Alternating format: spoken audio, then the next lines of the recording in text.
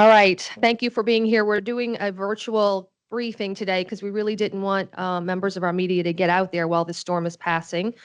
Today is September 11th, 2024. It's 7 p.m. in Jefferson Parish, and really the height and maybe the worst part of the storm is really kind of coming through Jefferson Parish right now. So again, everybody should be in place, and our crews are going to begin to assess the impacts and the damages and the potential hazards as soon as we can safely get out there.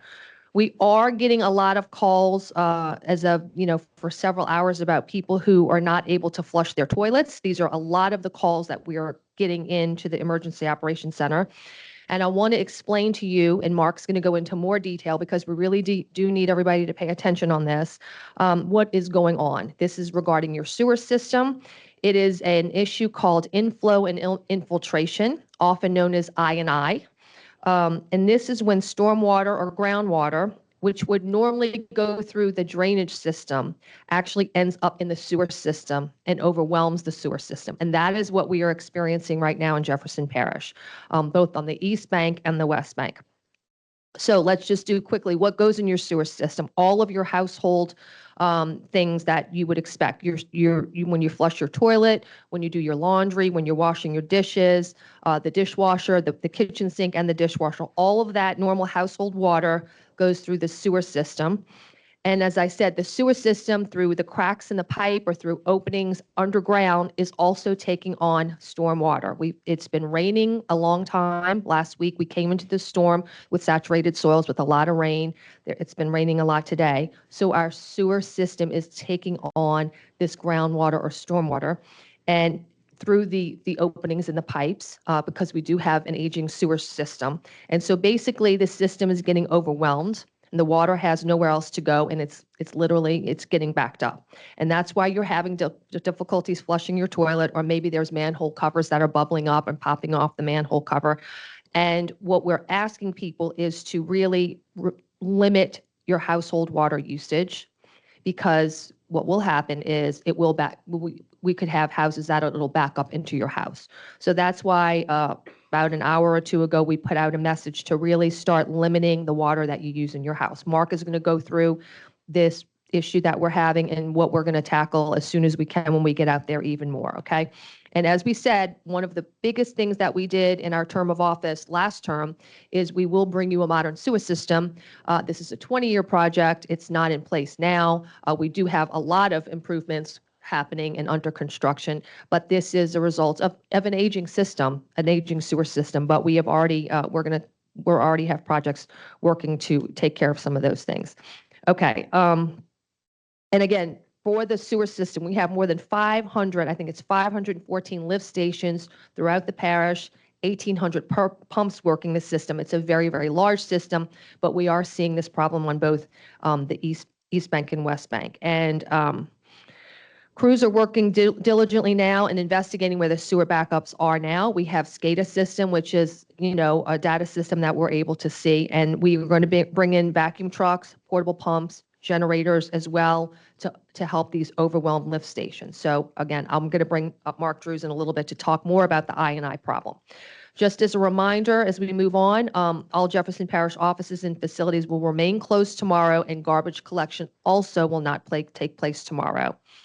And then we're glad to see that over 50, I think it's the last count, 53 individuals at Terrytown Playground, I was there just a few hours ago, are there seeking sturdy shelter. I was glad to see it. One couple, lovely couple I met, they were just afraid that the tree was going to fall on their house and they wanted to go there. So we were really glad that people took advantage of this until conditions improved. So 53 people got to Terrytown. And we have our recreation staff and Jefferson Parish Human Services Authority and the Sheriff's Office. They are helping those people out. So I want to thank all of our employees with that effort at Terrytown.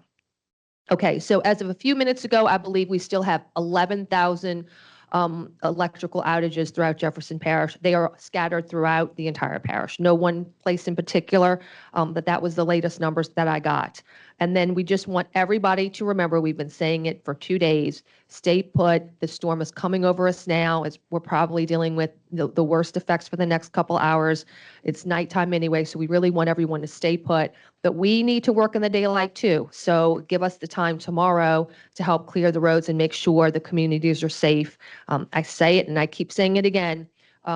The dangers post-storm are often worse than during storm. So give us an opportunity to go clear those roads and make sure the community is safe. There could be down wires, there could be trees blocking, there could be traffic signals that don't work. So let us get out there. Okay. The EOC phone number again, 504-349-5360. If there's something blocking the road, if there's anything Public Works needs to do, 504-349-5360. But of course, during a life-threatening emergency, you still call 911. Okay. So with that, I'm going to bring Mark Drews up, who's going to go into more detail. Again, this is an inflow and infiltration issue we're having with our sewer system, to talk about more about that issue we're having and what we're going to do as soon as we can to solve that. Okay, Mark? Just to let everyone know, with regard to drainage, all our drainage canals have been holding at a reasonable level, so we have not had any significant drainage issues. We are not aware of any major water line breaks. So on those fronts, we're good. Sewer is our issue right now, and again, it's because of the age of our system. We have underground systems both on private and public property that have open joints and cracks. And the problem has been exacerbated. We've had so much rain over the past week that the water table is already high. So the rain that we're getting now is not going into the soil to be absorbed or raising the water table. It's basically going into our sewer system. So what we can do, because right now we're hunkered down because it's too much wind, but we've already mobilized our emergency contractor. So at first light tomorrow, that emergency contractor has the personnel available now, has the fuel necessary to run 36-inch pumps that we can put out, 8 12-inch pumps, and those will be necessary because as we can see now, as the strongest winds are coming in, we're starting to lose power. So that means some of our lift stations are going to go down. So we have the ability now, until energy can make those restorations, to either put temporary pumps in place, and our own sewer department has 20 portable generators and 20 portable pumps to put on top of that. So we'll be out in force addressing those issues. But also what we have with our emergency contract, he has 7 Vector trucks. The Vector truck can go to a lift station that has no power, where that volume of sewer has basically overtopped that lift station. They can drain that lift station. We have 15 tanker trucks that hold 6,500 gallons. So that Vector truck will empty it into a tanker truck. That tanker truck can leave to go to the sewer treatment plant. That Vector truck can then go to another lift station with another tanker truck and do the same thing. So we'll be out in force to do everything we can to mitigate the issues. It will take us, could be a day or a couple of days before we can totally catch up and bring those wet wells down, because all that gravity flow from the water that's coming into the pipes, it just drains by gravity to our sewer lift station. So we do ask that you continue to conserve water tomorrow. As soon as we believe everything is okay and we don't need to conserve water that's going to go into that sewer system, we will let you know as soon as possible. So that'll give you an update of where we are. And like I said, we will be attacking this problem first thing in the morning. If you are experiencing sewer that's starting to back up to your house, the one thing you can do, if you know where your sewer clean out is, you can unscrew that cap and the sewer will flow out of the sewer clean out onto your lawn instead of in your house. So if you are experiencing that, there is something you do if you know where your sewer clean out is, and you can notify us. We will come if we know what that address is, and we will come wash down that lawn. So if you are experiencing that backup, that is something you can do if you can locate that sewer clean out. Thank you. Typically, look, typically your sewer clean out is more than likely, it'll be on private property. It'll be fairly close typically to the sidewalk. Most sewer lines run down the side of either side of your house.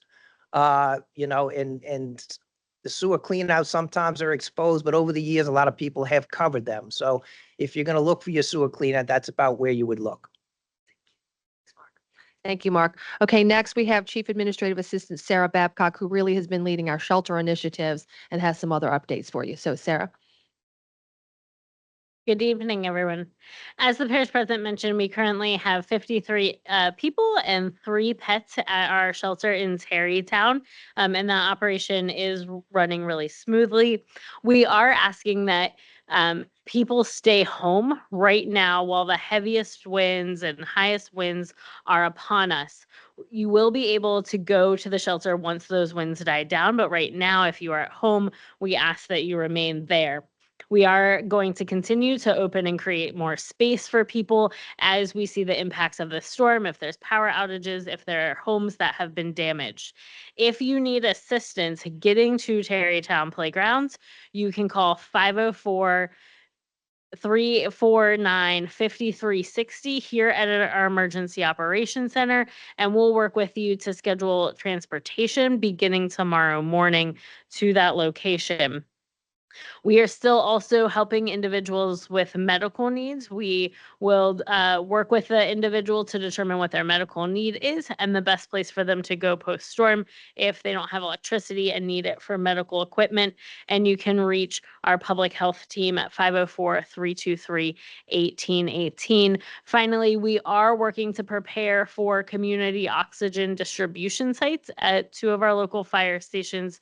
That would be made available again tomorrow morning if there are significant power outages that won't be resolved in a timely manner. So please be paying attention to Jefferson Parish information as we release those sites and their opening. Thank you. Okay, and I want to thank Joe Valiente. He's our emergency operations manager. He's led an incredible staff here and has had to handle so many issues over the past couple days. So you and your team, as always, have done great, Joe. Thank you. Okay, this is a quick briefing, but we really did want to come on tonight and tell you what we know so far. Right now, again, the storm, we're going to see the worst effects. You need to stay put, please. And we'll say it again, stay put, give us time.